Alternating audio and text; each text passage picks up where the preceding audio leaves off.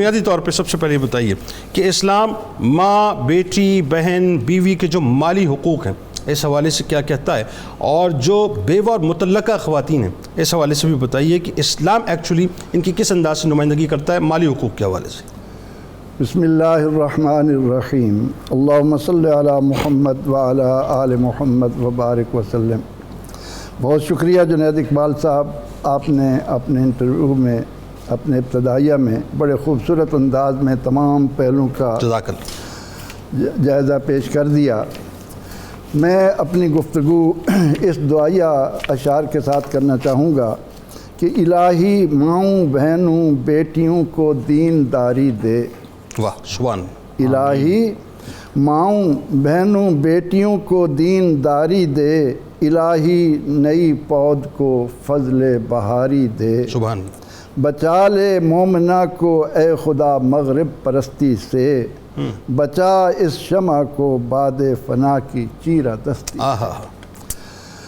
اسلام انسانیت کا دین ہے۔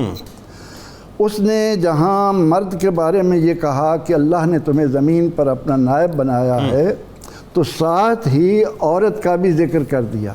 خلقناکم من ذکر و انثی، ہم نے تمہیں صرف ایک مرد سے نہیں پیدا کیا بلکہ اس کے ساتھ ایک عورت بھی ہے۔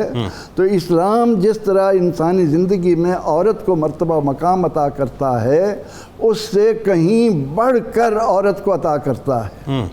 یہ تصور جو زمانہ جاہلیت میں تھا کہ معاذ اللہ معاشرے کی ساری نحوستیں عورت کی وجہ سے ہوتی ہیں، اسلام نے آ کر اس عورت کو ماں کی حیثیت سے، بیٹی کی حیثیت سے، بہن کی حیثیت سے، بیوی کی حیثیت سے وہ مرتبہ و مقام عطا کر دیا کہ آج بھی جو دینی باتیں جانتا ہے، جس کو اسلام سے جنید صاحب، ایک تو بڑی دردمندی کے ساتھ یہ بات کہوں گا کہ ہمارے ہاں بدقسمتی یہ ہے کہ ہم نے اپنی ماؤں بہنوں بیٹیوں کو زندگی کا ہدف نہیں دیا۔ ہم یہ بھول گئے کہ کسی قوم کی سربلندی عورتوں کی بنا پر ہے۔ ٹھیک، بالکل صحیح۔ عورت اس میں بنیادی کردار ادا کرتی ہے، تبھی کوئی اچھی نسل وجود میں آتی ہے۔ بالکل ٹھیک ہے۔ تو اس نقطہ نظر سے ہم غفلت میں پڑ گئے۔ بہر کیف آج جب ہم یہ بات کر رہے ہیں کہ اسلام عورت کو مالی طور پر کیا حقوق دیتا ہے، تو یہ بتائیے ماں، بیٹی، بہن، بیوی، یہ جو رشتے ہیں ان کو کس طرح سے حقوق دیتا ہے مالی طور پر، یہ بتائیے۔ تو ہم یہ دیکھتے ہیں کہ اسلام سب سے پہلے تو ماں کو بلند درجہ دیتا ہے۔ ٹھیک ہے۔ اب جب ایک نئے خاندان کی بنیاد پڑتی ہے، نکاح ہوتا ہے، تو اس میں سب سے اہم حق مہر ایک رکن کی حیثیت۔ ٹھیک ہے۔ ایک تو یہ ہے کہ نکاح ایجاب و قبول سے ہو رہا ہے، وہاں زبردستی نہیں ہے۔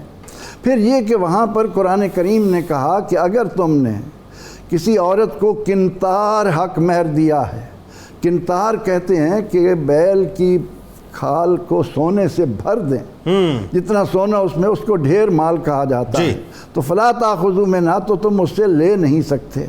تو سب سے پہلے اسلام جب ایک خاندان کی بنیاد رکھتا ہے تو اس میں عورت کو اس مقام پر کھڑا کر دیتا ہے کہ اس کے لیے اتنا حق مہر ہو تاکہ وہ کسی کی محتاج نہ ہو، اور پھر شوہر پر ذمہ داری عائد کی جاتی ہے کہ اس کا لباس، اس کی رہائش، اس کی خوراک سب تیرے ذمہ ہے۔ عورت کا کام ہے گھر کے حالات کو بہتر رکھنا، سکون دینا، اور اسی طرح جب بیٹی ہوتی ہے، اولاد ہوتی ہے، تو اس کی ذمہ داری بھی باپ پر آتی ہے۔ یعنی اس کا نان و نفقہ، اس کی تعلیم و تربیت، تمام تر ذمہ داریاں باپ ادا کرتا ہے۔ اور اسی طرح اگر کوئی شخص اپنی بیوی کو طلاق دیتا ہے تو اس نے اگر اسے کتنا ہی حق مہر دیا ہے وہ واپس نہیں لے سکتا، وہ اس کی ملکیت رہے گا۔ اور اسی طرح جب عورت جس کو طلاق دی جا رہی ہے، اسلام نے کہا کہ اگر وہ تمہارا بچہ اٹھائے ہوئے ہے تو بچے کے جنم دینے تک اس کی تمام تر ذمہ داری بھی تمہارے ذمہ ہے، اور بچہ جنم دینے کے بعد اگر اس کو وہ دودھ پلائے گی، اس کی دیکھ بھال کرے گی، تو اس کا بھی تمام تر خرچہ شوہر کے ذمہ ہوگا، وہ اس کو وہاں سے نکال نہیں سکے۔